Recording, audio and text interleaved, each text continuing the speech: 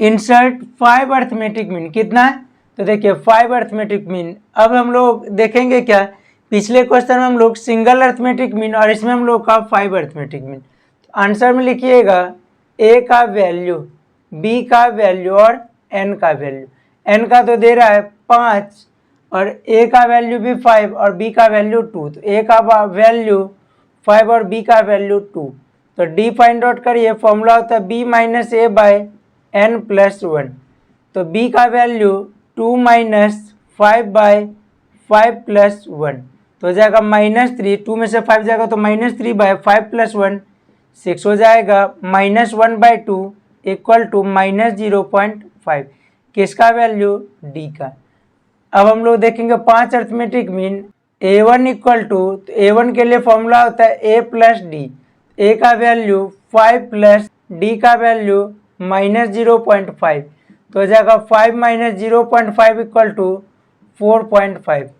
कुछ बच्चे क्या करते हैं कि 5 में से जब 0.5 को माइनस करते हैं तो आंसर लिखते हैं 0। किस तरीके से, तो इस तरीके से लिखे इस तरीके से 5 को लिखे और ये हम लोग का 0.5 इस तरीके से लिख लिए और फिर 5 में से 5 को माइनस कर लेते। तो ये माइनस करने का तरीका क्या है, 5 में से अगर 0.5 जा रहा है तो 5 को लिखिए और ये 0.5, तो 0 यहाँ पे, पॉइंट यहाँ पर, यहाँ पे पॉइंट, यहाँ पे 0, तब जा कर के हम लोग माइनस करेंगे। 10 में से 5 5, 5 से पहले 4, तब जा कर के ये मिलता है हम लोग का 4.5।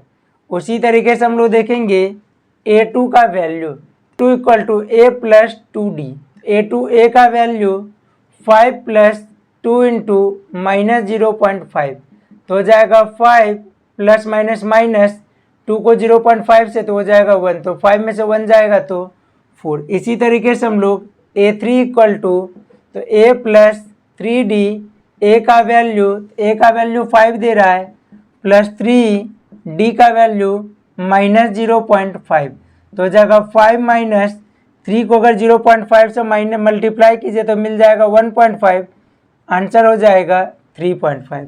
A3 के बाद A4 equal to A plus 4D, तो A का value 5 plus 4 into -0.5, 5 minus 2 equal to 3।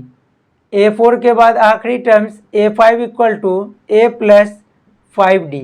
A का वैल्यू 5 प्लस 5 इंटू -0.5, तो 5 माइनस 2.5 इक्वल टू 2.5।